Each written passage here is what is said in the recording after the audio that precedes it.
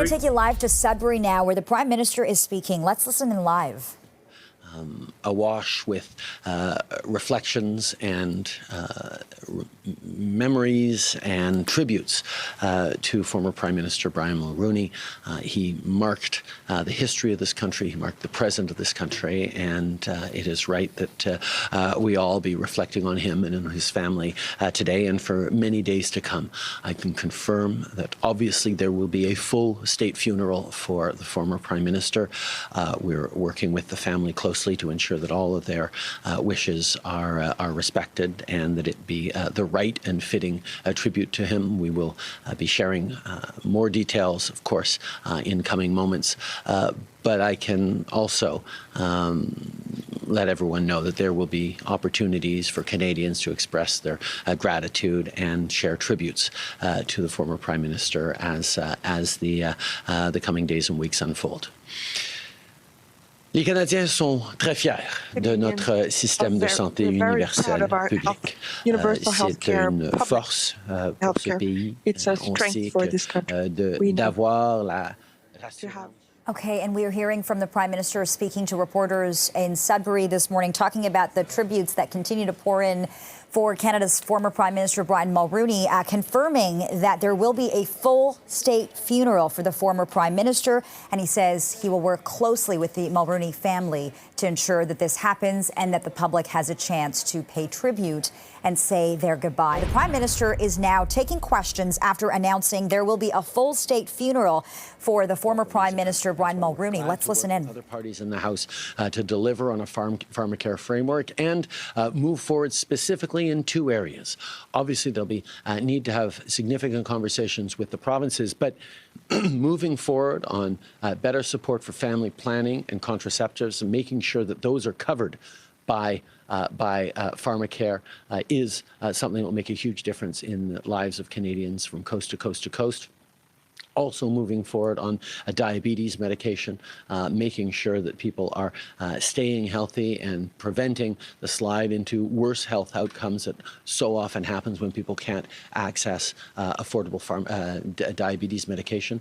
This is something that we're glad to move forward on, and we will continue to work towards making sure that all Canadians can afford all the medications that are necessary. Next question. Bonjour, bienvenue Senghor, Radio-Canada. Une question de nos collègues du National. Plusieurs personnes ont dit depuis la mort de M. Mulroney qu'il était un père politique pour eux. Même s'il était conservateur, avez-vous l'impression que Brian Mulroney est davantage un père politique pour le Parti libéral aujourd'hui que pour les conservateurs?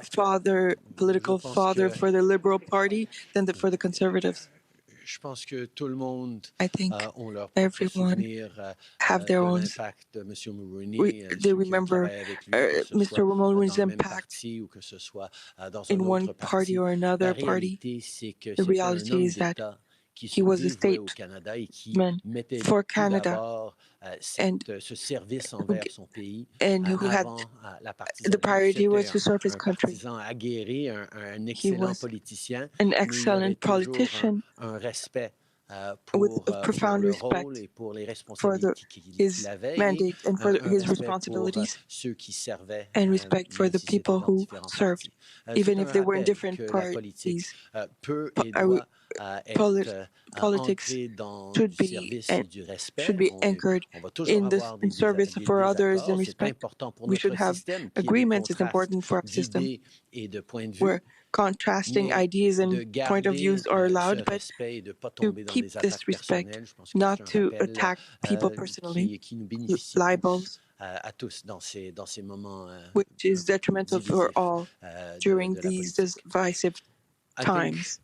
Canadians are reflecting on what an extraordinary statesman Prime Minister Mulroney was. There are certainly things that people disagreed with from one party to the next, but the idea of service and devotion to country ran through everything he did. And I think in this time of a level of toxicity and personal attacks in politics that seems to have gotten worse over the past while, I think it's important to inspire ourselves and to take a moment to remember that everyone who serves does so out of a deep and abiding love for Canada and a modicum of respect and willingness to look for common ground is something that matters not just in politics, but it matters more than ever right across the country for all Canadians. Next question. Hi, Angela from CTV. CTV News reported that an employee of DND was given nearly $8 million to work on the controversial ArriveCan app. Have any other DND or federal employees been awarded contracts? There are investigations ongoing into what happened in the procurement process around ArriveCan. Obviously, the information that has come out, and has come out over the past months, has been unacceptable. There are full-on investigations. There will be consequences for anyone who broke the rules, who broke the laws, and indeed who took advantage of a situation in which governments of all levels were doing everything they could to keep Canadians alive and safe in a never-before-seen pandemic. Good morning, Prime Minister. Lane Gillis with Sudbury.com. Thanks for taking our questions.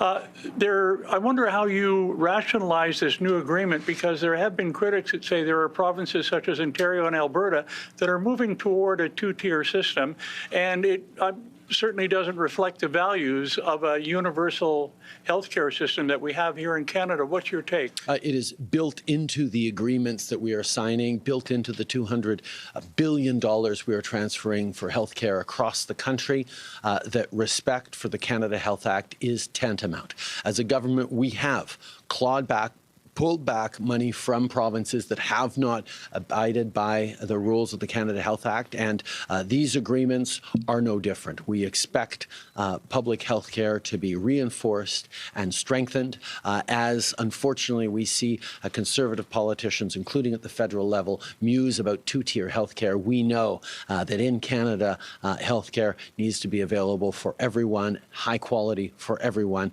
and accessible in a timely manner for everyone. All right, the Prime Minister taking questions in Sudbury, talking about a number of issues, including the National Pharmacare Program and the ArriveCan app. The big headline, though, the Prime Minister has announced this morning, Brian Mulroney, former Prime Minister of Canada, will be given a full state funeral, and more details are to come.